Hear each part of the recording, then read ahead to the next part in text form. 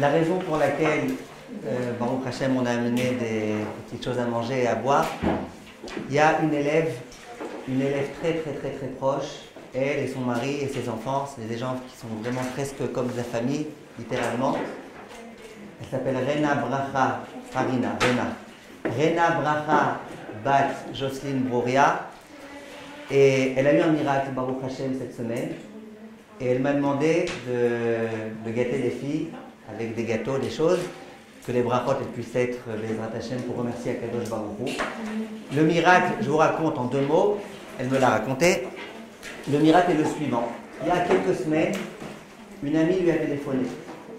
Et elle lui a dit, tu sais, il y a eu un miracle qui s'est produit. Son amie, elle lui a raconté un miracle. C'était quoi le miracle?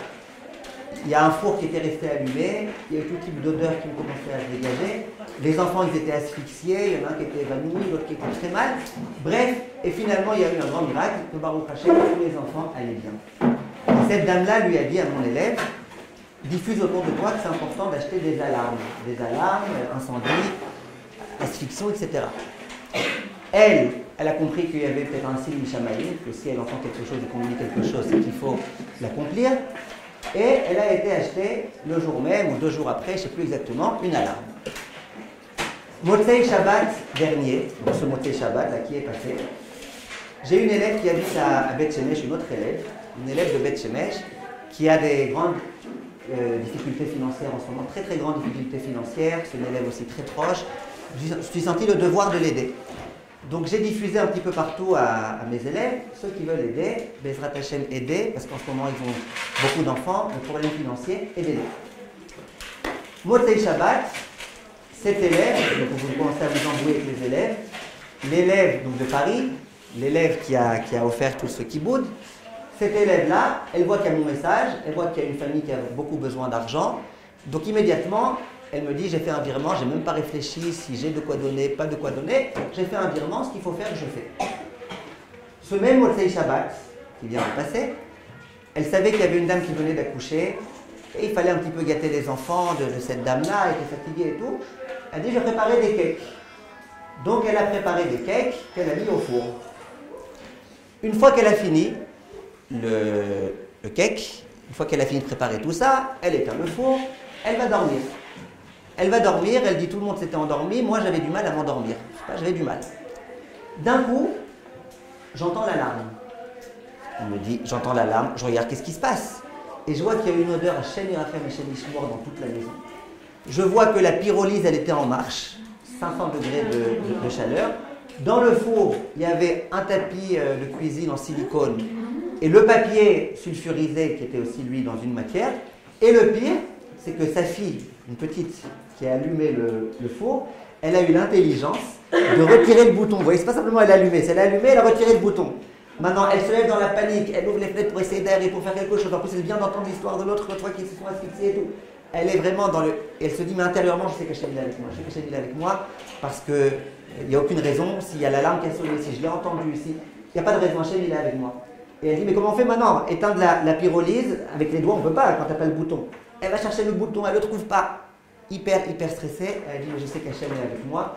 Finalement, Baruch Hashem, Benes Gamour, tout s'est bien terminé.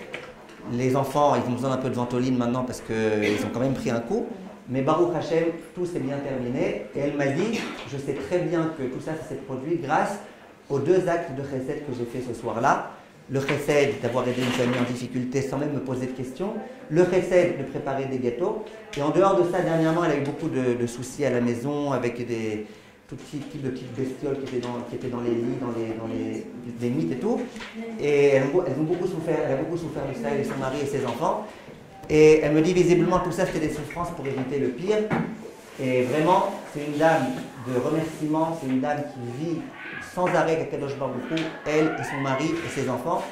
Et elle m'a dit, Bezrat Hashem, que les filles elles puissent bientôt avoir de bonnes nouvelles, qu'on puisse entendre de bonnes choses chez elles. Et c'est la raison pour laquelle on a aussi filmé ce cours, pour qu'on puisse ensuite lui envoyer ce cours, Bezrat Hashem. Sachez que l'année dernière, je filmais presque tous les cours, vous demandez aux 2e année, presque tous les cours je les filmais. Cette année, je vous ai fait une solde. Mais aujourd'hui, on filme et je vous en supplie, soyez aussi naturel que d'habitude. Ne vous inquiétez pas. Vous pouvez parler, vous pouvez poser des questions, vous pouvez répondre, vous pouvez rire, vous pouvez faire tout ce que vous avez l'habitude de faire. Voilà, vous pouvez ne pas comprendre les blagues. Vous pouvez tomber de la chaise. C'est qui est tombé de la chaise? Vous pouvez tomber de la chaise. D'accord. Alors, Be'ezrat Hashem, voilà, donc Be'ezrat Hashem, que toutes ces brachot, que tout ce cours soit les Hatzlachat, Rena Bracha, bat Jocelyne Bouria, et son mari David Ben Esroudi Marcel, que ses enfants ils soient des grands Talmidei Chachamim et Tzadikim, Eran Shlomo Ben Rena Bracha. On a besoin d'Amen là, tout en cœur. Elisheva bat Rena Bracha, Serach bat Chana Bracha, et Ezra ben Chana Bracha. Rena Bracha, excusez-moi. Alors, on va aujourd'hui, Bezrat Hashem, parler d'un sujet que les filles adorent. C'est le sujet de pourquoi pas de iPhone. Non, je rigole. C'est le sujet des shidduchim.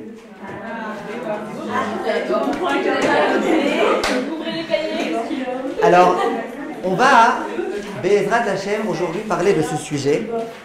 Et vous allez voir qu'il y a des choses importantes à entendre.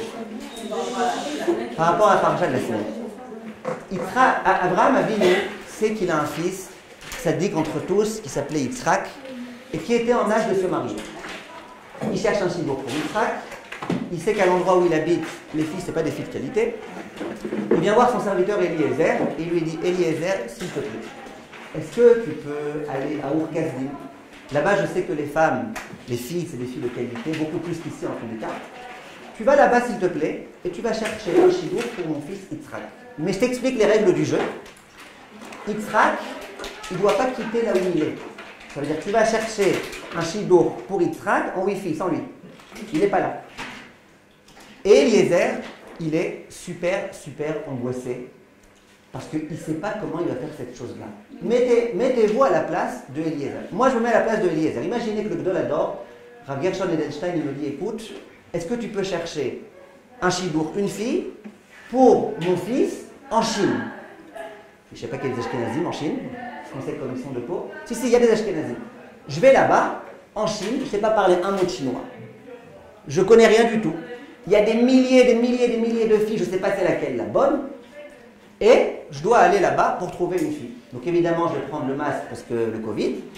Je vais aller en Chine. Et puis, je ne sais pas comment je dois m'arranger.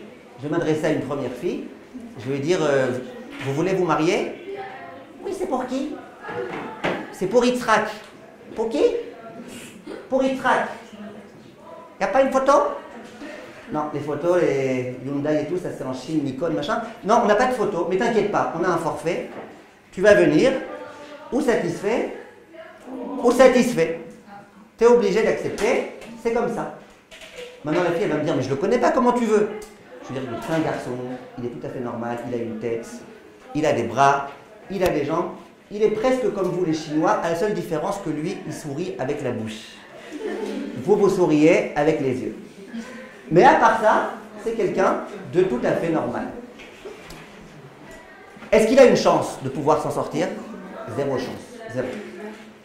Et d'ailleurs, Chachamim, ils disent que le premier homme de l'histoire à avoir entonné le chant Shir la Ma'alot et Sa'enai et Harim, le fameux Teilim qu'on récite en période de difficulté et de détresse, c'était Eliezer.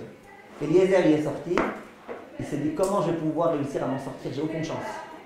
Hachem, s'il te plaît, aide-moi, il n'y a que toi qui peux m'aider à trouver une fille pour Yitzhak, parce que sinon j'ai aucune chance. Donc, déjà les shidduchim en soi c'est difficile, ça vous le savez. On raconte qu'un jour il y a un garçon, il avait un certain âge, il s'était encore pas marié. Alors ses copains ils ont été le voir, ils lui ont dit pourquoi tu ne te maries pas?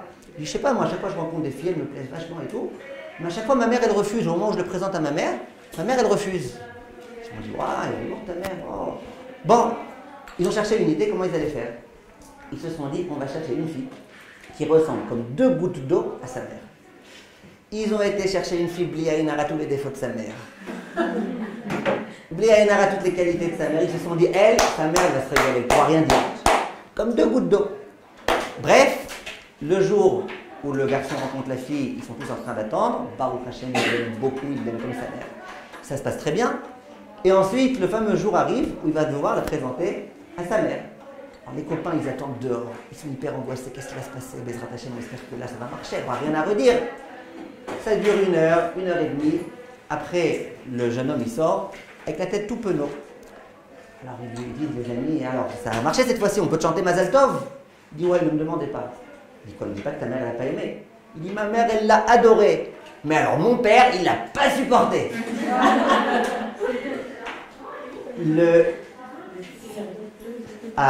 C'est une blague à plusieurs niveaux. Je vous laisse toute la soirée pour la comprendre.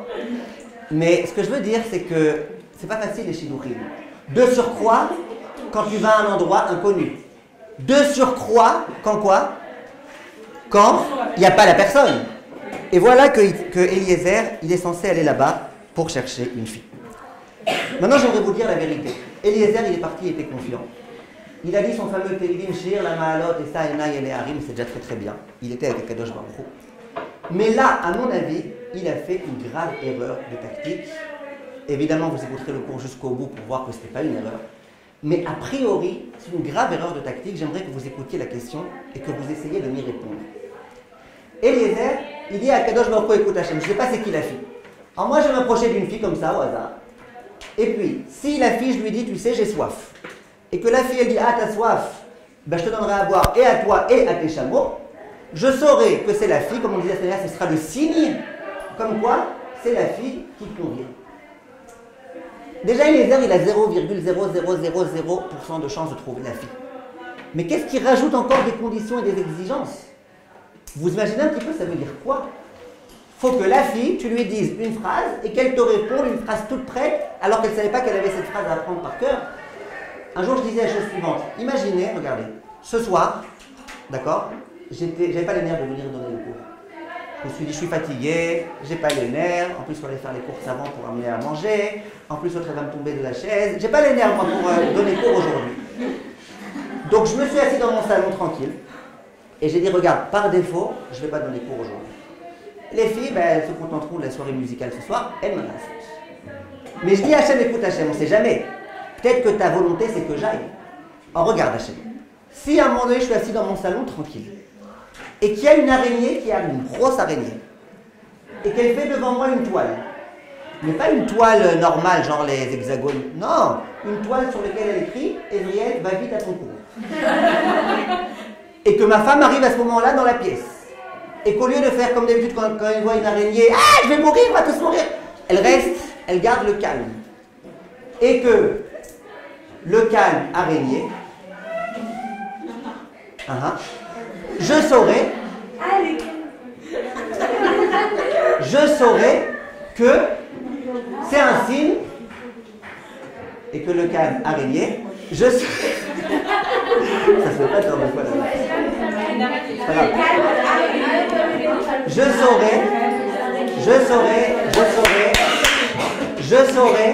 ne vous inquiétez pas, j'en ai des pires après. Je saurais que quoi? Que c'est qu'un signe, comme quoi Hachem il veut que je vienne, où ça? Donner le cours. Ok? Ok? Maintenant Eva, vous me voyez ici ce soir. Je suis présent, vous savez pourquoi? Parce que moi je voulais pas venir, mais il y a eu une araignée qui est venue. Elle a fait une toile, elle m'a dit elle va vite à ton cours. Ma femme elle est venue, le calme araignée, ouais, pourquoi je suis venu? Vous allez me prendre pour un fou, n'est-ce pas? Qui a dit oui? Eh bien oui, vous allez me prendre pour un fou. Ben, c'est ce que Eliezer il fait. Eliezer il dit moi je veux un signe. Donc il arrive, il dit c'est une femme. Je lui dis une phrase toute simple, innocente, j'ai soif. Et qu'elle elle me dit d'elle-même, 2 points ouvrons les guillemets. Je donnerai à boire non seulement à toi mais aussi à tes chameaux. C'est que ce sera la bonne chose. Et le pire de tout, c'est que ça s'est exactement passé comme ça. On dirait qu'elle était au courant, Rivka. Quand il lui dit Eliezer, j'ai soif, elle lui dit exactement la phrase qu'il voulait entendre, encore mieux que ce qu'il voulait entendre. Elle lui a fait la phrase caricaturée, non seulement je te donnerai à boire à toi, mais en plus à tes chameaux. La question que je vous pose, c'est Eliezer déjà, il est embêté. Il va dans un endroit inconnu. Il sait qu'il va devoir chercher une aiguille dans une boîte de foin. Une fois que j'ai dit cette expression, quelqu'un m'a dit bah, c'est vrai, c'est pas difficile de trouver une aiguille dans une botte de foin. J'ai dit ah ouais, c'est pas difficile. Il dit ben non, tu mets le feu à la botte de foin, il y a le feu qui vient, et puis après tu récupères l'aiguille. J'avais pas pensé à ça. Mais en tout cas, c'est pas facile. Qu'est-ce qu'il fait Eliezer? Il cherche les problèmes. La vérité, il avait zéro chance de trouver. Zéro. Zéro chance de trouver, n'était-ce un miracle gigantesque. Il avait zéro chance de trouver. Alors, Bechavod, Salomé, elle a une réponse à me donner. Non, c'est une question. Est-ce qu'on a le droit de demander à Hachem un signe de protection? C'est aussi une bonne question, mais à part est-ce qu'on a le droit, moi je pense qu'a priori c'est idiot, tu perds toutes tes chances de trouver la personne. Non, mais il savait, il avait ça, comme ça, vraiment, il veut dire d'aller. Oui, mais Abraham, il n'a pas dit de faire des signes complètement bizarroïdes. Mais il savait qu'en fait, si elle acceptait, c'était la bonne pour Israël. Il savait que si elle allait accepter, c'était la bonne pour Israël. Ouais, peut-être qu'Hachem, il voulait lui donner une fille, mais qu'il ne voulait pas jouer à son jeu. Non, Peut-être qu'Hachem, il voulait ce soir que je vienne au cours, mais qu'il n'a pas voulu jouer à mon jeu, de trouver une araignée bizarre, un truc bizarre, peut-être. C'est bizarre son histoire à Eliezer. C'est même pas un signe facile. C'est même pas. Regarde, si lui avait dit, si je lui demande à voir, et qu'elle me dit ok, c'est fréquent. Aujourd'hui, je suis venu, j'ai demandé de l'aide pour organiser les salades là. Et bien, il y a des filles qui ont aidé. Ok, ça c'est un signe, ça va. C'est même pas un signe. Mais de venir et de dire, si je lui dis ça, et qu'elle me dit, et toi, et tes chameaux, avouez que c'est un peu exagéré. Peut-être à l'inverse, c'est mieux, parce que du coup, il a moins de son, mais finalement, il va trouver plus vite. Ouais, mais où il trouve, il Il y trouve a pas. trop de sons, c'est mieux. Ouais, mais où il trouve pas. Oui, Oriane. Parce que comme Eliezer, il a renoncé à sa fille pour Efrat, il a voulu choisir. D'accord. Alors il a dit à Hachem, en faisant sacrifice, tu m'aides en retour et tu me donneras un signe. Ok, peut-être. Et tu veux ça. Ah, regardez, Avital, vous voulez vous approcher un peu? Hein? Alors regardez, je vais vous dire ce que je pense qu'il faut dire. Écoutez bien, on va dire des choses très importantes aujourd'hui. On en arrivera au Shidduchim. C'est quoi le chesed? On parle beaucoup de chesed autour de nous. Si on voulait résumer toutes les options de chesed, tout ce qui dicte un homme à faire du chesed, on pourrait résumer ça en 3 types de chesed, grosso modo. Premier type de chesed, c'est le chesed qui est dicté par le cœur. Je vois quelqu'un qui souffre, je vois quelqu'un qui n'a pas de quoi manger, j'ai de la peine pour lui, j'ai pitié de lui. Et donc, je lui donne parce qu'il m'a fait de la peine. Ça c'est moi j'appelle ça le type de chesed qui est conditionné par mon sentiment, on va appeler ça, par le lève, par le cœur. Premier type de chesed. Est-ce que c'est un bon chesed? C'est un très bon chesed. Attention, si un jour vous rencontrez des gens qui vous disent non, ça c'est le chesed des goïms, le chesed dans lequel c'est juste parce que tu as senti que tu fais, non, les juifs ils font pas le chesed parce qu'ils ont pitié, ils font le chesed parce qu'Hachem il a ordonné. Non, Hachem nous a donné un cœur, il veut que quand on voit quelqu'un qui souffre, on ait pitié. Et c'est normal, c'est sain que quand on ait pitié de quelqu'un, qu'on veuille l'aider. Ne pensez pas que l'être humain c'est censé être un robot. L'être humain, c'est censé être un être qui est capable de s'apitoyer quand il voit des situations difficiles. C'est pas pour rien qu'Hachem nous a donné le sentiment de pitié. Donc ne croyez pas que c'est un mauvais recette, c'est un bon recette. Mais c'est un recette qui est conditionné uniquement par le cœur. Il y a un deuxième type de recette, c'est le recette qui est conditionné par l'intellect, par le sechel. Je vous donne un exemple exprès caricatural, mais pour vous expliquer un petit peu l'idée. Imaginez un riche qui gagne 1 million d'euros par mois, alors qu'il habite tout seul, qu'il n'a pas d'enfant, qu'il a largement ce qu'il lui faut. Il a un voisin, bon, dans le quartier des pauvres, dans le même quartier, il a un voisin, lui, il gagne 1000 shekels par mois, c'est un havraire, il a 18 enfants, et il gagne 1000 shekels par mois. Maintenant, l'homme riche, il va faire un raisonnement avec son intellect. Vous verrez pas un bug ici? Moi, je reçois 1 million de fois plus que ce dont j'ai besoin. Lui, il reçoit 1 million de fois de moins de ce dont il a besoin. Peut-être qu'il y a un bug, peut-être qu'il y a quelque chose. Peut-être qu'Hachem, il m'a donné mon argent pour que je le distribue. C'est vrai qu'il n'y a pas beaucoup de riches qui réfléchissent comme ça. Il y a beaucoup de pauvres, par contre, qui réfléchissent comme ça. Pourquoi lui est tellement riche et il ne m'aide pas? Pourquoi? Mais de riches qui réfléchissent comme ça, il n'y en a pas tellement. Quoique j'ai connu une femme, elle était milliardaire. Milliardaire. Elle réfléchissait comme ça, à chaque fois devant des projets tellement, et elle aidait tout le monde. Si mes souvenirs sont bons, elle s'appelait Alice, et elle habitait au pays des merveilles. Il n'y a pas tellement de personnes qui réfléchissent comme ça. Mais en tous les cas, vous comprenez ce que je veux dire quand je dis un chesed du sechel? Ça veut dire que tu réfléchis. Je dois l'aider, je dois pas l'aider. Pourquoi Hachem m'a donné la possibilité maintenant d'aider? Pourquoi Hachem m'a donné de l'intelligence? Peut-être c'est pour aider. Vous comprenez ce que je veux dire? Ça, c'est le deuxième type de chesed. Et il y a un troisième type de chesed qu'on va appeler le chesed Hashalem. C'est quoi le chesed Hashalem? Le chesed complet. Le chesed qu'on va appeler d'inconditionnel. Le chesed en tout état de cause par principe. Chesed. Non, je pas compris le deuxième chesed du Sérel. Le deuxième, c'est je réfléchis. Quelqu'un me demande de l'aide, je réfléchis. Je dois l'aider, je dois pas, peut-être oui, peut-être non, quelqu'un d'autre peut l'aider, peut-être pas moi. Ah d'accord, c'est moi, bon alors je vais l'aider. Ça c'est le deuxième type de chesed. Le troisième, c'est je fais du chesed par principe. Chesed pour le chesed, ce qu'on appelle le chesed Hashalem, le chesed parfait. Le chesed inconditionnel. Trois types de chesed qui existent. Maintenant, comprenez bien qu'ils ne se contredisent pas. Parce que tu peux très bien, quand tu vois un pauvre, et avoir pitié de lui, et réfléchir et comprendre que s'il est venu sur ton chemin, c'est que c'est toi qui dois l'aider, et en plus être un homme de chesed par principe. Vous êtes d'accord avec moi? Donc ça ne se contredit pas. Mais disons que le chesed le plus parfait, c'est le chesed Hashalem. Pourquoi? Parce que si mon chesed, il dépend uniquement de mon cœur, et bien le jour où j'ai pas de cœur, le jour où j'ai pas les nerfs, le jour où j'ai pas envie, le jour où je m'apitoie pas d'une personne, ben je ne ferai pas chesed avec elle.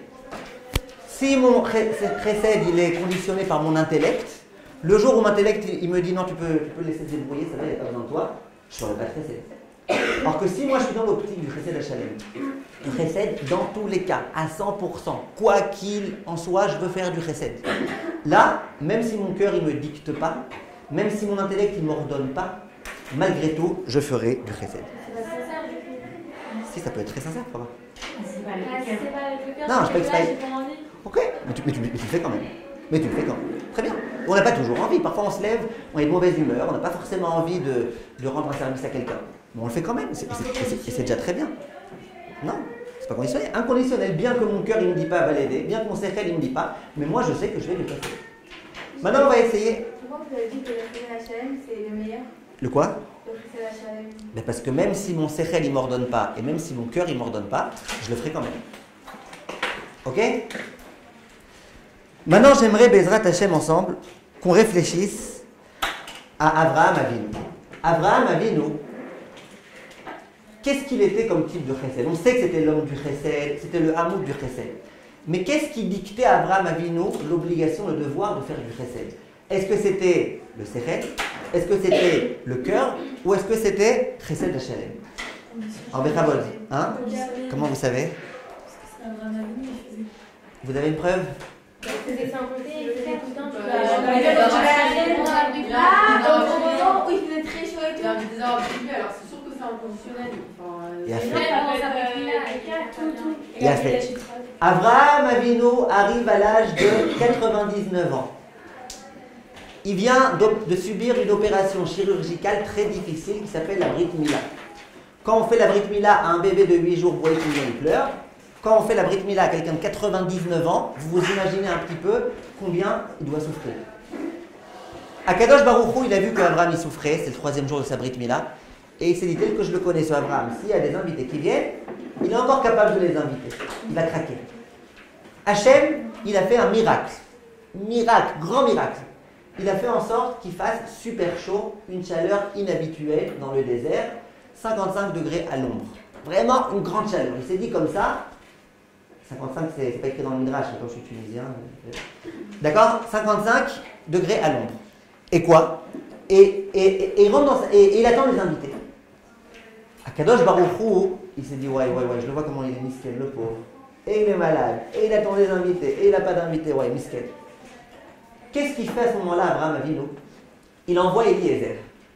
Eliezer, son serviteur, il l'envoie. Il lui dit, regarde, est-ce que tu peux s'il te plaît aller chercher?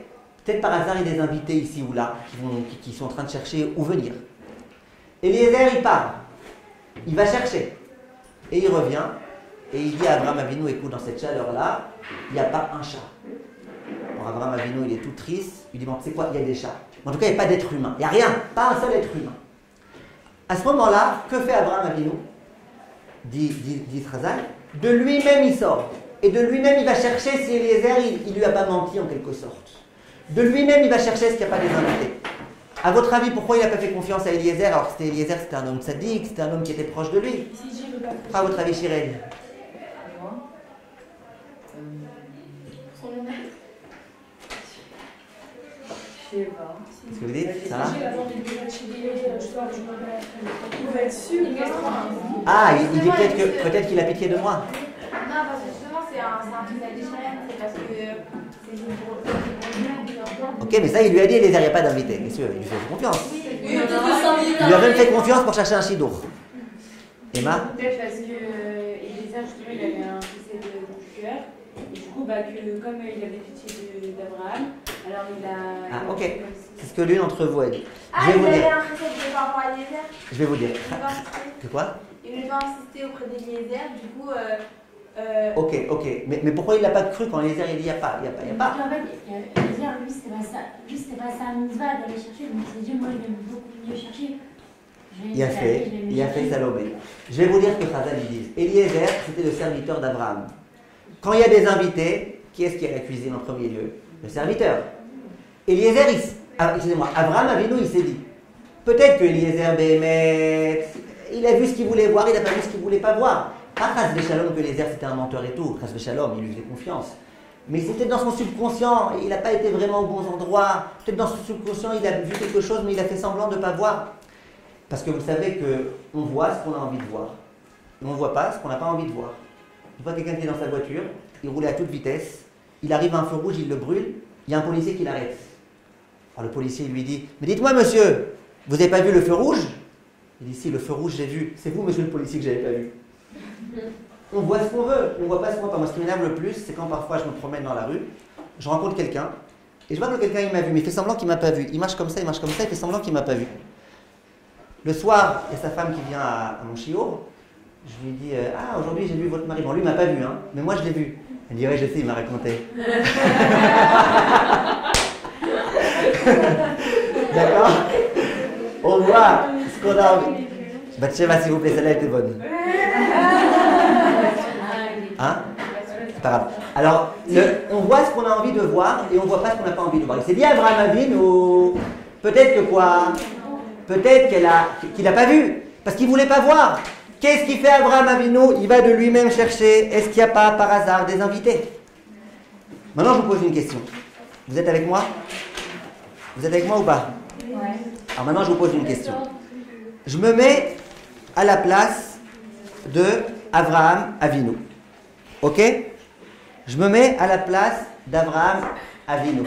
Oriane, je me mets à la place d'Abraham Avinu et je me pose la question. Est-ce que le chesed d'Abraham, c'était un chesed qui venait du cœur de la pitié? Ben, pourquoi tu veux avoir pitié du fait que personne n'a besoin de ton aide? Quand il y a des gens qui ont besoin de ton aide et tu les accueilles dans ta tente, Chazak. Oui, parce qu'attendez, j'ai oublié de vous préciser, Shiran, j'ai oublié de vous préciser que dans l'histoire, qu'est-ce qui se passe?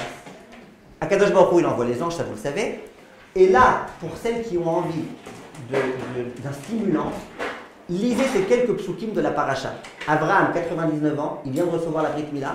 Regardez les psukim. Abraham, il se dépêche. Il dit à sa femme, vas-y, prépare vite à manger, prépare truc. Il a couru pour faire la shrita de l'animal. Il a couru, il s'est excité comme un petit gamin, alors qu'il avait 99 ans, qu'il était souffrant. Alors ma question est la suivante. Est-ce que Abraham Avinu, c'était parce qu'il avait de la peine? Bah non. Imaginez. Alors voilà. Imaginez un pompier qui rentre le soir à la maison. On va l'appeler Vincent. C'est le mot qui me rappelle le plus incendie. Et il rentre à la maison et il fait la déprime, la grosse déprime. Sa femme elle lui dit, qu'est-ce qu'il y a là, Aziz? Il y a eu des morts aujourd'hui? Non, pire. Qu'est-ce qu'il y a eu? Il y a eu des dommages, il y a eu des maisons qui ont brûlé? Non, pire. Hier quoi? Il dit, aujourd'hui il n'y a pas eu un seul incendie à éteindre. Je n'ai pas pu aider quelqu'un, je n'ai pas pu sauver des vies humaines. Vous allez prendre pour un fou. Pourquoi? Parce que toi, en tant que pompier, on a besoin de toi. S'il y a un incendie, tu viens sauver. Mais s'il n'y a pas eu d'incendie, c'est encore mieux. C'est royal. Il n'y a pas eu d'incendie, il n'y a pas eu de problème, il n'y a pas eu besoin de venir. C'est encore le mieux. Qu'est-ce qu'il fait Abraham Avinu? C'est un peu pareil. Il n'y a personne qui vient. Il est triste. C'est comme ça joue de vivre, c'était pas tombé. Exactement. Maintenant, regardez. Si on considère que quoi? Que son chesed à lui, c'était un chesed qui venait du sechel, de l'intelligence, de la réflexion. Eh bien, il y a un proverbe très français qui dit, avant d'aider les autres, d'abord aide-toi toi-même.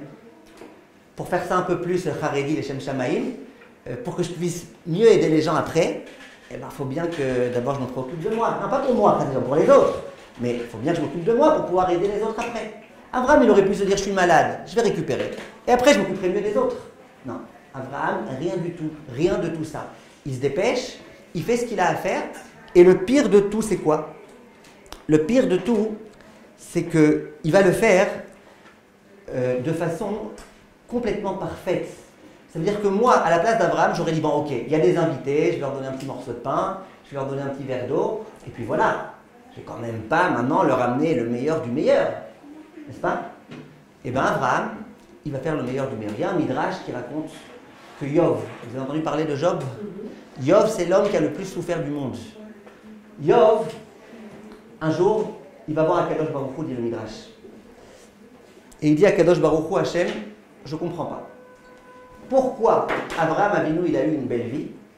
Bon, à part qu'il a dû tuer son fils et tout, mais à part ça, il a eu une belle vie, grosso modo. Yov. Alors que moi, Yov, j'ai eu une vie insupportable. Et là, Yov, il dit à Kadosh Baruch Hu, et si tu me dis que c'est parce que moi, j'ai pas fait un Satorim, j'ai pas reçu des invités, j'ai reçu autant qu'Abraham. Abraham, il a fait un Satorim à fond, moi aussi, j'ai fait un Satorim à fond, j'ai reçu plein d'invités. Alors, quelle différence? Et là, Kadosh Baruch Hu va lui répondre, midrash explicite. Il va lui dire, il y a une grande différence entre toi et Yov, et Abraham. Il lui dit, c'est quoi? Il lui dit, c'est que Abraham, lui, comment il accueillait ses invités? Il allait à l'extérieur. Il était dehors en train de dire, venez, je vous en supplie, faites du chesed avec moi, venez. Or que toi, tu étais peinard à l'intérieur. Quand quelqu'un tapait à la porte, tu disais, entrez. Et puis quand il retapait, tu disais, entrez. Non, je vous dérange pas. Non, tu me déranges pas. Non, ça va, j'aurai autre chose à faire, mais tu peux venir. Il y a une grande différence entre Abraham et toi. Abraham, il recevait les gens à l'extérieur, et toi, tu recevais les gens à l'intérieur. C'est vrai qu'un jour, il y a un monsieur qui a eu des jumeaux. Il est venu me voir, il m'a demandé comment je lui conseille de les appeler. Je lui ai dit, dis-moi comment vous vous appelez. Il m'a dit, je m'appelle Monsieur Intérieur. Je lui ai dit, vous appelez l'un Alain et l'autre Alex. À l'intérieur et à l'extérieur. Donc, c'est vrai que Alain et Alex, c'est deux frères jumeaux, mais c'est complètement différent. Être à l'intérieur ou être à l'extérieur. Ensuite, il vient à Kadosh Baruch Hu et il dit à Yov, toi, quand les gens ils étaient pauvres et qu'ils étaient habitués qu'à manger de la nourriture de pauvres, tu leur donnais de la nourriture de pauvres. Quand c'est des gens riches qui venaient, tu leur sortais une bonne nourriture. Abraham, c'est pas ça. Abraham, même quand il y avait des pauvres qui venaient, il leur sortait le meilleur du meilleur, le top du top. Il leur sortait la chose la plus extraordinaire qu'il avait. Il dit, tu vois la différence? T'as mal fait ton job. Et c'est la grande différence qu'il y a entre eux. Donc tu vois que Abraham, il vient de souffrir. Il est souffrant. Et malgré tout, il fait le chesed, du chesed, un truc inconditionnel. On voit bien que c'était le chesed d'Hachem. J'aimerais vous donner un deuxième exemple. Hachem vient voir Abraham Avinu et il lui dit, tu sais, les gens de Sodome, ils se comportent n'importe comment. On va détruire tout Sodome. Abraham, qu'est-ce qu'il fait? C'est la paracha de la semaine dernière. Il va intercéder en faveur des gens de Sodome. Et il dit, comme je vous disais l'autre fois, il a des mots tellement amusants. Il dit, Hachem Khalila Lecha. Genre, qu'à Dieu ne plaise. Tu vas quand même pas faire ça, qu'à Dieu ne plaise. Il parle à Hachem, il lui dit qu'à Dieu ne plaise. Hachem Ishmo. Et il essaye de convaincre Akadosh Baruch Hu de rien faire. Maintenant, moi, j'ai une question. Abraham Avinu, c'était l'inverse, le plus total des gens de Sodome. Les gens de Sodome, ils interdisaient d'avoir des invités. Abraham Avinu, il ne supportait pas ne pas avoir d'invités. Les gens de Sodome, ils étaient contre toute charité. Abraham, il était pour, c'était l'homme de la charité. Différence complètement gigantesque. Moi, si j'étais à la place d'Abraham, et que Hachem avait dit, tu sais, j'ai décidé finalement de détruire Sodome, je leur ai dit, ben Boker Tov, hein, ça t'a pris du temps à réaliser qu'il fallait vraiment les exterminer. J'aurais dit à Hachem, mais t'as raison, mais dépêche-toi. Chapeau d'avoir pensé à ça. Et Aaron, il a sauvé les gens. Abraham, qu'est-ce qu'il fait? Abraham, il fait ça. Abraham, il dit à Hachem, mais non, Hachem, ne les tue pas. Et puis peut-être qu'il y a des tzadikim en plus. Il va essayer de les protéger. Maintenant, je vous pose une question. Les gens de Sodome, c'était des terroristes. Que vous compreniez bien quand vous lisez tous les midrashim, c'était des terroristes, les gens de Sodome. Maintenant, écoutez bien. C'était quoi le type de chesed de Abraham? Si c'était un chesed qui provient du cœur, est-ce que tu t'apitoies d'un terroriste? Je vous pose une question. Imaginez qu'on vous raconte à la radio, écoutez une seconde, imaginez qu'on vous dise à la radio, aujourd'hui il y a un terroriste qui a essayé de tuer des Israéliens. Baruch Hashem, les Israéliens n'ont pas été tués, mais on a réussi à tuer le terroriste. Qu'est-ce que vous allez dire? Baruch Hashem, c'est bien fait pour lui. Maintenant on va voir c'est qui les filles d'entre vous qui ont un très très grand sentiment d'humanité. On va voir qui est-ce qui a beaucoup d'humanité. Je rentre maintenant dans vos sentiments, je suis désolé. Imaginez à Vital que pendant la guerre, il y a des gens de Gaza, des terroristes de Gaza, qui ont envoyé une roquette, un missile. On entend aux informations, il y a 200 missiles qui ont été envoyés de Gaza, ils sont les 200 tombés sur des villages arabes à Jérusalem, et il y a eu 20 morts chez les Arabes. Celle qui me dit qu'elle se met à pleurer, je dis t'es une menteuse. N'est-ce pas? Voilà, mais tu pourrais te dire, attends, tu pourrais te dire, attends, eux ils sont pour rien. C'est pas eux qui ont demandé. Ok, donc. Non, moi je dis ça. Oui, il y a les terroristes et il y a les arabes. Et pourtant, bien qu'il y a les terroristes,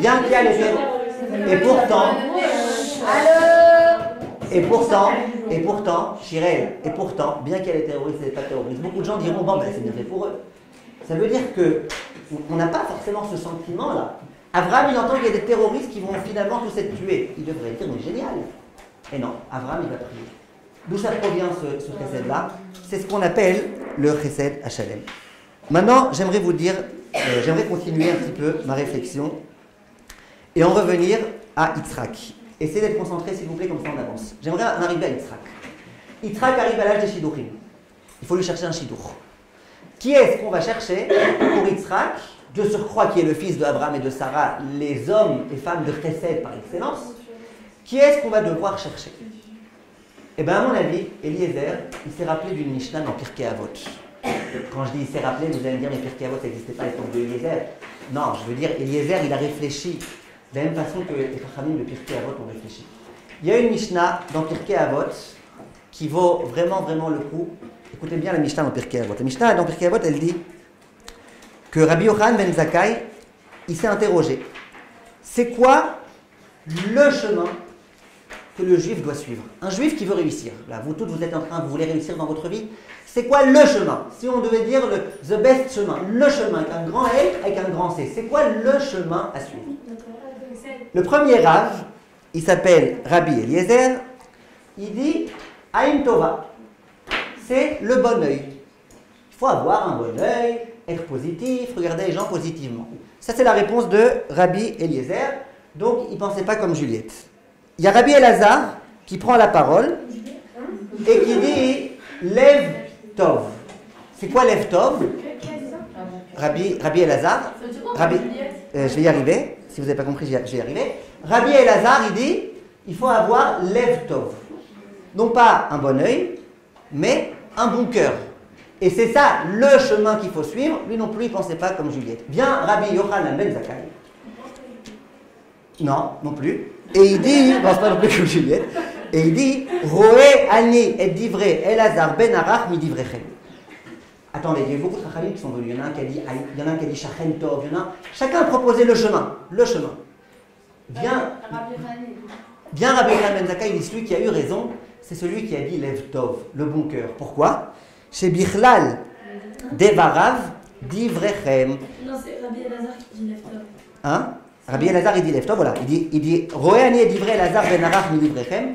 Moi, je suis tout à fait d'accord avec Rabbi Elazar ben Arach, parce que lui, il a tout inclus. Lui, quand. Hein? Je vous dis, quand il entend tous les élèves, un qui dit Lev Tov, un qui dit Aïn Tova, un qui dit Shachen Tov, l'autre qui dit.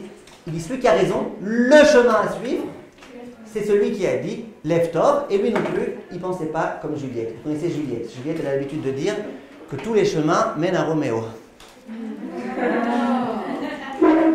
Donc, si chacun il dit moi j'ai un chemin, c'est qu'il ne pense pas comme Juliette, puisque Juliette elle pense que tous les chemins mènent à Roméo. Je sais qui dit Aïn Tova. Aïn Tova, c'est Rabbi Eliezer. C'est vrai, ça Vous allez dire Rabbi Elazar, c'est Lève Tov. Non, c'est Rabbi Elazar. Alors maintenant, écoutez bien.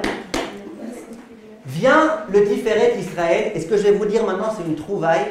Ça vaut des millions ce que je vais vous dire maintenant. Ce que je vais vous dire maintenant, je l'ai trouvé moi un jour en étudiant les Pirkei Avot avec les Mefarshim. Ça vaut des millions, des milliards, ça vaut énormément ce que je vais vous lire maintenant. Tout le cours d'aujourd'hui, sauf les blagues, il est contenu dans ces 2 lignes du Tiferet Israël. Écoutez bien, vous allez kiffer, mais soyez concentrés s'il vous plaît, vous allez kiffer. Tiferet Israël, dans Pirkei Avot. Il pose la question, quelle différence entre Lev Tov et Ayin Tova? A priori c'est pareil, un bon œil, un bon cœur, ça va, c'est la même chose. Quelle différence entre les deux?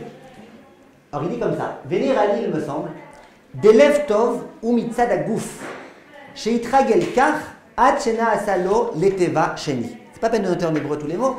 Le Lev Tov, c'est celui qui est inconditionnel, c'est-à-dire il s'est tellement habitué à faire du chesed que c'est devenu un Teva Sheni, une seconde nature. L'homme du Lev Tov, c'est l'homme dans lequel c'est sa nature de faire du chesed. Il continue et il dit, Mashen Ken, Ayin Tova. Par contre, le bon œil, Ayinu Shemitnaeg, Bemidot Atovot, Mikoach HaSechel. Il se comporte bien, il fait du chesed, mais parce que son intellect le lui ordonne, et uniquement quand son intellect le lui ordonne. Et du coup, quoi? Si finalement il fait du chesed, tant mieux, ça change quoi si c'est à cause du sechel ou à cause d'une seconde nature?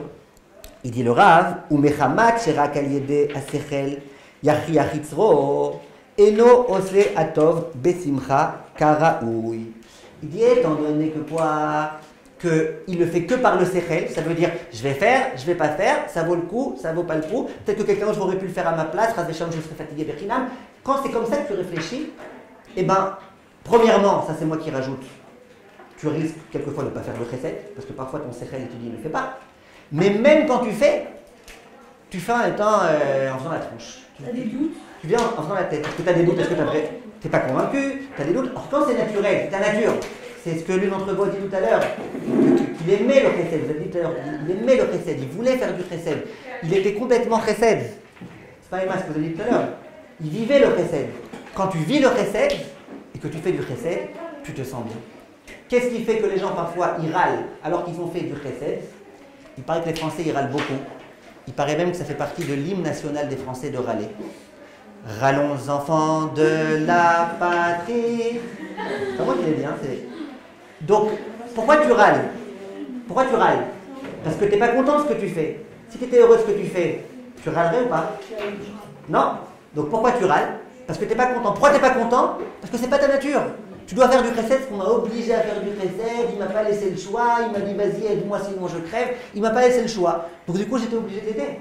Mais tu n'es pas content du bien que tu as fait. Si on résume, le Tiferet Israël, il a résumé notre cours en 2 phrases, en une phrase. Il dit c'est quoi Lev Tov? C'est ce que nous on a appelé, Bechavot, qui est-ce qui suit? nature. Oui, c'est ce que nous on a appelé, Kélia, dans notre cours, comment on appelait ça? Inconditionnel. Très bien. C'est ce qu'on appelle le chesed HaShalem. Ça veut dire que tu fais. Pas de question, oui, non, peut-être, pas. Tu fais du chesed. Par nature, tu fais. Tu comprends même pas pourquoi tu fais du chesed. Par contre, l'autre chesed, qui s'appelle Ayin Tova, c'est quoi? C'est le sechel. Moi, j'ai rajouté aussi le cœur. Mais c'est à peu près la même chose. Ça veut dire, c'est un chesed que tu fais que parce que tu comprends que dans ce cas-là, il n'y a que toi qui peux aider, ou que ça vaut vraiment le coup que tu aides, ou que si tu aides pas, ça ne se fait pas. Ça, c'est le sechel, ça c'est Ayin Tova. Pourquoi, pour parler du vrai chesed, on parle de Lev Tov, alors que pour l'autre, on parle de Ayin Tova? Quel est l'organe le plus vital? Le cœur ou l'œil? Le cœur. Donc quand on veut parler de quelque chose qui est Tov, et qu'on veut te dire que c'est ça la meilleure dimension du chesed, on te parle de Lev Tov. Ça, c'est la Mishnah de Pirkei Avot expliquée par Tiferet Israël. Maintenant, je vous demande de bien écouter. Eliezer, il va chercher un shidour pour Yitzhak. Il se dit, qui est-ce que je vais prendre? Pour le Gadol, le géant, qui s'appelle Yitzhak. En plus, Yitzhak, il a été éduqué dans une famille de chesed. Et en plus, il doit assurer la pérennité de tout le clan d'Israël. Qui est-ce qu'on va prendre pour Yitzhak? Il s'est rappelé de cette Mishnah. Et il a dit, attends, c'est quoi la conclusion de la Mishnah? C'est que le chemin qu'il faut suivre, c'est quoi? Ton cœur. C'est Lev Tov. Donc il s'est dit, Eliezer, je vais chercher une fille qui a le Lev Tov. Regardez comment on est loin de ça aujourd'hui. Imaginez que quelqu'un me téléphone et qui me demande des renseignements sur Mazal, par exemple. Imaginez. Et que moi je lui dis, elle a un bon cœur, je vous ai brûlé là. Et si je rajoute 2 mots avant ça, je peux vous tuer encore plus. Dans le fond, elle a un bon cœur, je vous ai tué. Mais pourtant c'est l'inverse. C'est quoi lève-toi? C'est le mieux, c'est le top. Donc comprenez bien que quand on dit que quelqu'un il a un bon cœur, c'est bien. C'est bien. Aujourd'hui on vit dans un monde de mensonges. Bon cœur c'est quelque chose de bien. Eliezer, il cherche une fille qui a un bon cœur. Et maintenant, on peut tout de suite essayer de bien réfléchir. Je souhaite que vous suiviez bien maintenant, c'est très important. L'histoire est la suivante. Rivka, elle est près d'un puits. Il y a Eliezer qui arrive. Eliezer, c'était un géant. Le Midrash, il dit, visiblement sans exagérer, il dit qu'Eliezer était tellement grand qu'il était capable de tenir ses 10 chameaux dans la paume de sa main. Et pas parce que les chameaux, ils étaient petits, genre chérie, j'ai rétréci les chameaux.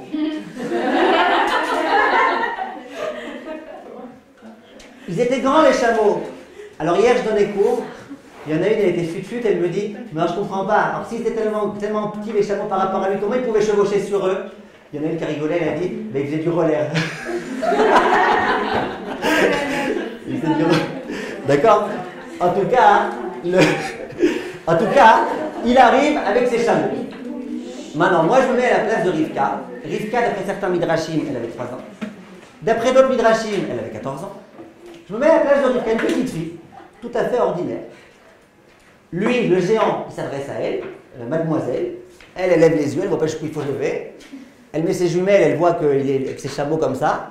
C'est déjà un miracle qu'il ne soit pas évanoui. Moi, à sa place, je me serais évanoui. Et il lui dit, j'ai soif. Elle, au lieu de lui dire Saha, au lieu de lui dire pas moi, au lieu de lui dire serre-toi et serre-moi moi aussi un verre, non, qu'est-ce qu'elle fait? Elle lui dit, je vais te donner à boire à toi et à tous tes chameaux. Maintenant, comprenez une chose. Rivka, quand elle s'est comportée de cette façon-là, est-ce que ça provenait du cœur? Est-ce que ça provenait du sechel ou est-ce que ça provenait du chesed hachalem? C'est très simple. C'est très simple. Moi, je me mets à la place de Rivka. Donc, il y a ce géant qui arrive avec ses chameaux. Il me dit qu'il a soif. Maintenant, moi, je sais très bien que pour un géant comme lui, de soulever un tonneau avec de l'eau à l'intérieur, il le fait avec son petit doigt. Son petit doigt, il peut soulever et puis voilà. Alors que moi, je suis une petite fille, je suis frêle, j'ai du mal. Après, je vais avoir mal au dos pendant 4 mois. C'est difficile. Je me mets à la place. Je me dis, logiquement maintenant, logiquement. D'abord, est-ce que j'ai pitié pour lui? J'ai pas pitié. Tu sais quoi, il a soif. Moi, j'aurais dit, je lui sers un verre d'eau, comme ça, il se ravigore, il retrouve les forces, et après qu'il se débrouille tout seul. Est-ce que je dois avoir pitié de lui, et je dois avoir pitié de ses chameaux? En plus, tu réfléchis avec le sechel. Il paraît que les chameaux, c'est des animaux très très robustes. Il paraît que les chameaux, ils sont capables de travailler 10 jours sans boire d'eau. Exactement comme moi, je suis capable de boire 10 jours sans travailler une fois. Eh bien, j'aurais pu réfléchir comme ça. Eh bien non. Qu'est-ce qu'elle fait Rivka? Elle va donner à boire à lui et à ses chameaux. Oui. Il n'y aurait pas un problème de silence que Rivka, elle sert un homme? Quelqu'un m'a déjà posé cette question. Visiblement que non. Visiblement qu'elle l'a fait avec Sneaud. Visiblement qu'elle n'a pas trop parlé quand elle l'a fait, qu'elle était bien.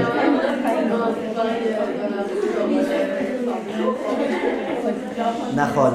Mais d'abord, à l'époque, c'était pas les mœurs tellement bizarres comme aujourd'hui, j'imagine, dans tous les cas là-bas. Ensuite, moi, par exemple, Batsheva, elle m'a servi un verre de coca, j'en ai pas fait un plat. C'est dans la rue, il la connaît même pas. Nahon. En tous les cas, mesdemoiselles, je souhaiterais terminer Bezrat Hashem avec cette idée-là. D'après le sechel, d'après l'intellect, elle n'était pas obligée de lui dire je vais te donner à toi et tes 10 chameaux et de me tuer pour faire ça. D'après le cœur, elle n'était pas obligée de faire ça. Elle n'était pas obligée. Pourquoi elle l'a fait? Parce que c'était Chesed Hashem. Non. Eliezer, il avait prévu le coup. Il s'est dit si je viens voir la fille et que je lui dis j'ai soif et qu'elle me dit bah tant mieux pour toi, c'est pas une fille Chesed. Maintenant, si je lui dis j'ai soif et qu'elle me dit bon t'as soif, je te sers un verre, après tu te débrouilles. C'est Aïn Tova. Ok, elle réfléchit, qu'est-ce que je dois aider, qu'est-ce que je ne dois pas aider, il ne faut pas non plus trop aider, pour pas qu'il y ait baltosif. Elle réfléchit bien et tout, finalement elle sait qu'il faut aider. Ok. Eliezer il voulait pas ça, Eliezer il voulait le top du top. Et Zoï derrière Yeshara, c'est quoi le meilleur chemin? Le meilleur chemin, c'est quoi le meilleur chemin? C'est Leftov. Il s'est dit comment je vais voir si elle a le Leftov? Je vais lui dire, j'ai soif. Et si elle me dit, eh ben, je vais te donner à boire à toi et à tes chameaux, ça veut dire que c'est une fille qui a du Leftov. Et c'est quelque chose de grand. Maintenant, écoutez quelque chose de très important. Et de, ouais. Vous avez dit que c'est pas le Israël, ni le Chesed, c'est pas le Chesed. Pitié? Quoi, elle a eu pitié des chameaux? Elle a eu pitié d'Eliezer, le pauvre, va devoir se fatiguer pour puiser de l'eau, alors que lui, avec son petit doigt, il est capable de puiser de l'eau. Maintenant, regardez, ne pensez surtout pas que Rivka, ce jour-là, elle était dans un élan de joie et de gaieté parce qu'elle avait gagné à la marée avec ses copines, ou parce qu'elle avait fait un très joli Scooby-Doo. Ne pensez surtout pas ça. Vous savez qu'on apprend une halakha de ce comportement de Rivka. Je vous le dis quelle halakha. On a une halakha que quand on a un animal à la maison, on doit d'abord lui donner à manger et après manger soi-même. Question des grands décisionnaires. Et si je veux boire, est-ce que je dois d'abord donner à boire à mon animal ou je peux boire moi-même? Viennent les plus grands décisionnaires et disent non, concernant la boisson, tu peux boire toi-même avant. D'où ils le savent? De Rivka. Tu vois que Rivka, elle a d'abord donné à boire à Eliezer et ensuite au chameau. Donc de là, tu vois que concernant la boisson, tu peux commencer par l'être humain et après les animaux. Une halakha, on a appris dans tous les temps, qui nous accompagne jusqu'aujourd'hui, cette halakha. On a accompli cette halakha-là. D'où on apprend ça de son comportement. Donc ne pensez pas que c'était ce jour-là, elle était particulièrement heureuse, dans l'euphorie. Non, ce jour-là, si elle s'est comportée comme ça, c'est que c'était elle-même. Maintenant, je finis avec 2 points, s'il vous plaît, très très importants. Très très très importants. Le premier point est le suivant. Chachamim disent que comment il a su s'approcher d'elle. Il y avait des milliers de filles là-bas. Comment il a su s'approcher d'elle? Viennent Chazal et disent qu'il a vu que cette fille était une fille miraculeuse. Comment? Hein? Non, il a vu qu'il y avait un miracle. Alors qu'en général, l'eau, elle va vers le bas. Là, l'eau, elle montait vers elle. Ça veut dire que Rivka, elle était là, elle voulait boire. L'eau, elle montait vers elle. Donc c'était un super grand miracle. Entre nous, moi aussi, ça m'arrive plein de fois que l'eau, elle monte vers moi quand je bois à la paille. Et finalement, qu'est-ce qui s'est passé? Il y avait un miracle. On s'est dit, si elle a un miracle à elle, peut-être que c'est une fille importante. Alors maintenant, j'ai une question pour Ilona, une question très très forte. Elena, j'ai une question très très forte. S'il a vu qu'il y avait un miracle, ben c'est le meilleur signe du monde. Pourquoi elle a besoin de jouer le jeu? J'ai soif, et elle de répondre, alors je te donnerai à toi et à tes chameaux. Elle avait mieux, il avait un miracle, il a bien compris que c'était elle. Réponse, Elena. Moi, c'est jouer à un jeu. Mais il y avait un miracle, non, c'est un miracle. Rivka, vous êtes bien placé pour savoir. Pourquoi? Attendez, c'est Rivka. Il a vu qu'il y a un miracle, ça y est, c'est elle.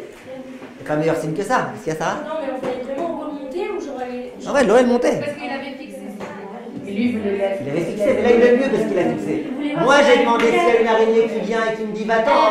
Il y a une araignée qui vient et qui me dit Dieu m'a envoyé pour que tu. Encore mieux que Il ce n'y que avait j'ai aucun demandé. effort. Mais il voulait peut-être Il voulait voir savoir s'il avait bien fait. Tu achètes, il avait fait. Très très bien. La réponse, vous savez c'est quoi à mon avis? Et moi j'y crois très fortement à cette réponse. Et plus vous serez habitué à mes cours, plus vous comprendrez que c'est une réponse qui me représente tout à fait. Vous savez pourquoi il n'a pas voulu? Parce qu'un miracle, on s'en fout.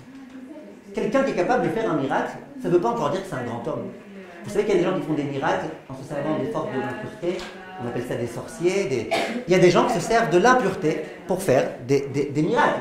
Un miracle en tant que tel, ok, c'est joli, c'est beau, c'est peut-être une interpellation, peut-être c'est elle-là qui vient, on va tenter. Mais c'est encore rien. Aux yeux de Chachamim, une fille de qualité, c'est une fille qui a un leftov, comme elle a dit Salomé. C'est pas une fille qui a des miracles. Miracle, ok, alors. Miracle. Par contre, une fille qui a des bonnes qualités, ça c'est ce qu'il valait, ce qu'il voulait voir. Maintenant, je finis avec une question. Une question pour qui? Pour Pédout? Oui? Je peux vous poser une question? Ah, écoutez la question. Cette question, c'est pas moi qui la pose, c'est le Rav Ezrahi. Écoutez bien. Il dit, je ne comprends pas. Eliezer, non mais suivez bien, c'est un calcul mathématique. Eliezer, il vient. Ok? Il s'adresse à la gamine et il lui dit, qui s'appelle Rivka, il lui dit, voilà, j'ai soif. Elle lui dit, ben, c'est très bien, ça tombe bien, je vais te donner à boire à toi et à tes chameaux. Est-ce que vous êtes d'accord que dès qu'elle a dit cette phrase, ça y est, on a bien compris que c'était elle? Oui. Maintenant, elle n'a pas encore fait. Alors tu sais quoi? Peut-être qu'il il pouvait se dire, bon allez, on va tester qu'elle est vraiment sérieuse. On va attendre qu'elle me serve. On va attendre qu'elle serve pour le premier chameau. Mais une fois qu'il a vu qu'elle a puisé pour elle et pour le chameau, pourquoi il la laisse travailler comme ça? Je vous répète, lui c'était un géant entre tous. Elle c'est une petite gamine. Elle puise, elle s'épuise. Comment ça se fait que tu la laisses faire? Tu aurais dû lui dire, écoute, j'ai compris que c'est toi, c'était juste un test, tout ça. Baruch Hashem, je vois que tu as bien fait. Pourquoi il lui fait cette chose-là? Fais doute. Bien, le Rav Ezrahi, là, vous avez une idée? Tamar? Justement, en vrai, c'est la main. Ah, Chirel, elle a une idée, Chirel. Non, Chirel, Nkawa. C'est quoi? un miracle, parce qu'elle a vraiment un bon cœur, elle a fait rajouter la fondation. Ouais, mais pourquoi? Avec le miracle, oui, parce que Hein? Est-ce que c'était sur les efforts à la limite? Ah, très bien. Vient le Rav Ezrahi, Rav Baruch Mortré Ezrahi, et il donne une réponse. Moi, cette réponse, elle me fait rire. Je la trouve, pas on s'éclate de rire, mais je la trouve amusante, sa réponse. Il dit le Rav Ezrahi, quand Eliezer, il a vu, avec quel kiff Rivka était en train de puiser, super, je puise, allez, encore une mitzvah, du chesed, chouette, chesed. Quand il a vu combien elle se délectait dans ça, il s'est dit, je ne peux pas la priver de ce plaisir. Ah, la pauvre, je vais la tuer si je lui prends ça. Elle est tellement heureuse. Ça, c'était la dimension de Rivka. J'aimerais vous dire, Be'ezrat Hashem, la chose suivante. Quand vous allez sortir, Be'ezrat Hashem, en Shidour, vous toutes, quand vous allez sortir en Shidour, premièrement, n'oubliez pas le paratonnerre avec vous, au cas où il y a le coup de foudre.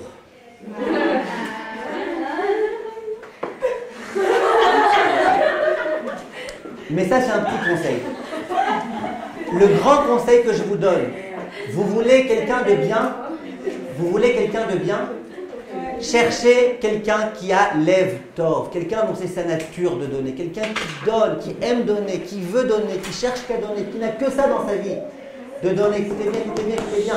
Cherchez lève tov. Je vous promets que ça passe avant toutes les questions de est-ce qu'il sera d'accord que je mette la perruque ou pas et à quelle longueur. C'est intéressant tout ça, c'est très intéressant, très philosophique et halakhique. Mais il y a des choses qui passent avant.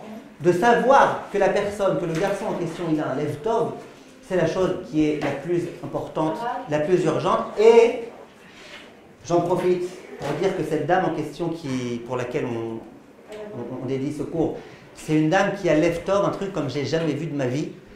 À chaque fois que je fais une tournée en France, c'est rare, mais ça arrive que je fasse des tournées, c'est elle qui se préoccupe avec son mari de moi du début jusqu'à la fin. Non seulement je dors chez eux à la maison, mais en plus à chaque fois, vous voulez manger rare, elle me prépare des repas 5 étoiles. Et tout, c'est elle qui me débrouille des taxis pour aller de là à là, je ne veux pas que je paye un sou de ma poche. Parfois je dois me battre avec elle et c'est elle qui m'emporte. Donc vous comprenez? Et ben ça c'est là. Et c'est pas pour rien que cette femme-là, elle a compris que ce jour-là, elle a été sauvée, elle et sa famille, grâce aux actes de chesed. Permettez-moi de finir avec une petite dernière histoire qui est en lien avec notre cours, qui est en lien avec votre soirée musicale et que vous êtes obligés d'adorer. Cette histoire, c'est une femme qui l'a racontée à Rav Shlomo Levinstein, l'un des très grands conférenciers israéliens. Cette femme, elle vient voir le Rav Shlomo Levinstein. Ne vous inquiétez pas, quand ils verront que j'arrête, ils font la sonnerie. Non, c'est vrai, ils attendent? Non. Alors, cette femme, elle raconte au Rav Levinstein, je vais vous raconter une histoire. J'habite à Tel Aviv, et là où j'habite, il y a un endroit dans lequel on aime bien faire une fois par mois, Shabbat Mevachim, Motzei Shabbat, on aime bien faire une soirée de chizouk. Cette soirée de chizouk, comment ça marche? Parfois on amène un rav, parfois on amène une rabbinite, parfois on amène un orchestre, soirée musicale. Il dit, il y a une fois, ils ont voulu mettre le paquet. Qu'est-ce qu'ils ont fait? Écoutez, c'est une histoire très très jolie, écoutez, vous perdez. Qu'est-ce qu'ils ont fait? Ils ont décidé d'amener et le rav qui a parlé, et la rabbinite, et l'orchestre. Ils ont amené des chanteuses extraordinaires, bien sûr, quand le rav était déjà parti. Et ils ont fait une vraiment chizouk partie ce soir.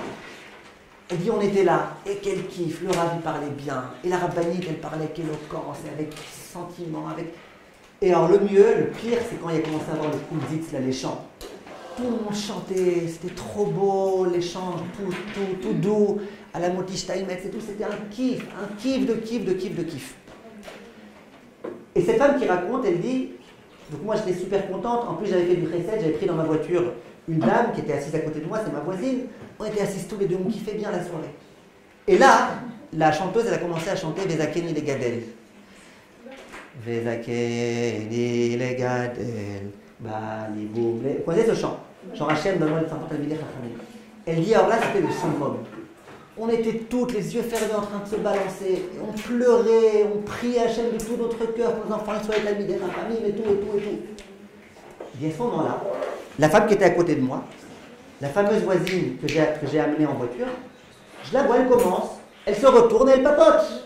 Elle papote avec la fille qui était derrière. Elle dit, hey, tu sais, je suis venu en voiture aujourd'hui avec celle qui est à côté. Et tout le monde lui dit, mais chut, tu me déranges, on est en plein champ, tout le monde kiffe. Et elle dit, bon d'accord, il ne veut pas que je parle. Et puis au bout de 2 secondes, elle se retourne. Hey, tu sais, Bezrat Hachem, ce soir, on se retrouve après le... Et tout le monde lui dit, mais chut, c'est toi, tu déranges. Elle dit, bon écoute, je dérange, alors j'arrête de parler, mais tu sais, en fait, elle continue à parler. Elle a dérangé tout le monde. Tout le monde. Entre les gens qui disaient chut et les gens qui disaient chut à ceux qui disaient chut, c'était Hachem Yerachem. Quand la soirée était terminée,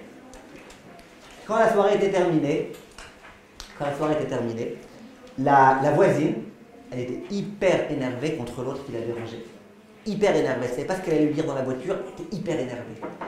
Elle la prend dans la voiture et elle commence à rouler. Elle dit, bon, je vais faire comme Rachel Imeno, je vais me taire, ça vaudra mieux. Et là, qu'est-ce qu'elle lui dit, Rachel? Qu'est-ce qu'elle lui dit, la voisine d'à côté? Elle lui dit, tu sais, ouais, c'était une belle soirée ce soir. Et là, on est dit, ouais, si t'as pas été là, ça aurait été 1 million de fois mieux, mais bon, je me tais, je suis Rachel. Et là, la copine d'à côté, elle lui dit, mais alors, le top du top dans cette soirée, c'était le Vezakeni le Gadel. Très envie de dire, tu fais exprès ou tu te moques de moi?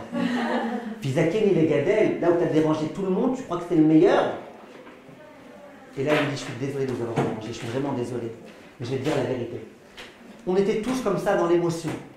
Il y avait le chant, c'était tellement beau. La chanteuse avait une tellement belle voix. Et moi, je me suis rappelé à ce moment-là, dans ce chant Vezakeni le Gadel, que juste derrière moi, il y avait une amie à moi qui s'asseyait. Ça faisait 20 ans qu'elle était mariée, elle n'avait pas encore d'enfant. Je me suis dit, si elle entend ce chant Vezakeni le Gadel, elle ne va pas supporter, elle ne va pas pouvoir supporter. Elle n'a pas d'enfant, elle attend pendant tellement d'années des enfants. Elle va mourir. Elle me dit, je me suis retournée pour essayer de détacher son esprit. Je vais parler de bêtises, juste pour qu'elle ne pense pas au chant, qu'elle oublie que c'est ça le chant qu'on est en train de chanter. Ça, c'est ce qu'on appelle une femme qui a du lève-tôt. Pas de questions, qu'est-ce qu'ils vont penser de moi, ils vont tous fâchés contre moi, ça ne se fait pas. Elle voit qu'elle a du chesed à faire et elle le fait. Bezrat Hachem, ça nous apprenne d'une part à juger les gens qui écoutent, et d'autre part à avoir lève-tôt Bezrat Hachem. Merci de votre attention et bonne soirée, les amis de retard.